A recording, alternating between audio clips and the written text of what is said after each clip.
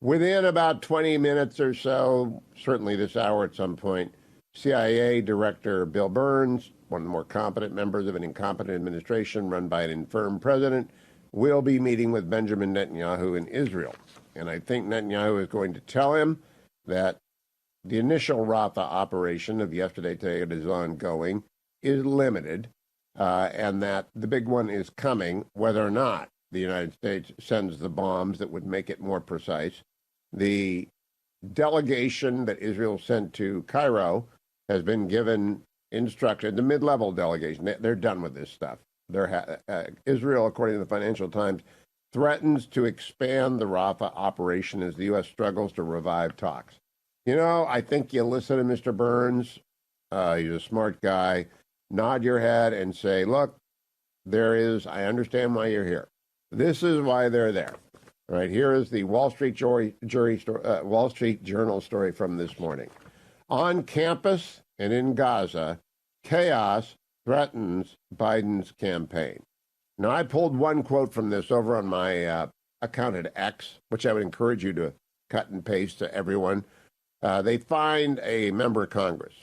Quote, "My biggest concern is that the Republicans are going to run a message of law and order, the border, cities, law enforcement, and now the protest," a pro-Israel Democratic lawmaker said, contending that the message would be appealing to independent, moderate, and suburban voters, concerned about safety and stability, especially given his age, Biden's age. Showing resolve and strength is so important. Once you start equivocating, you look weak. You think? All right, now I'm going to run through it again for all of you first-time listeners in Illinois. If you're new to the show, this is the second day we've been on in Western Illinois on our new affiliates, WZOE and WLMD. Second day. So I want to make this easy for you. ABC, DEI, I. ABC, DEI, I. In fact, you can go ABC, DEI, EII. A is for Afghanistan and appeasement.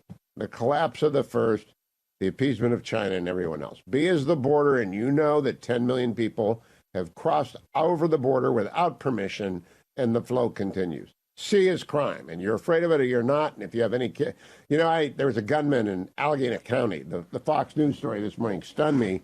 On Sunday, a guy walked into a church, pointed a gun at the pastor who drove, this is in Allegheny County, dove behind the pulpit. The videographer grabbed the guy. He's a lunatic. I'm not going to say it's political. And it clicked and he'd forgotten to load it. So it's clearly a mental case. And crime like that unsettles everybody knows it. The African-American church, it appears to me, by the way. ABC, DEI, C is for crime. DEI is DEI, and we're sick of it. We're sick of it. We don't count by race in this country. It's unconstitutional. I, inflation. I, Israel. I, the infirmity of the president. That's all you need to know. And the Wall Street Journal is absolutely right. On campus and chaos, and in Gaza, chaos threatens Biden's campaign. Everybody knows he doesn't know what he's doing. White House piles ceasefire pressure on Netanyahu.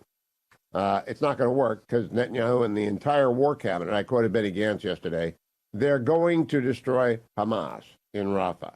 So the Washington Post reports that the U.S. paused shipment of thousands of bombs to Israel among the Rafah Rip. And it is thousands of bombs, thousands and thousands of JDAMs.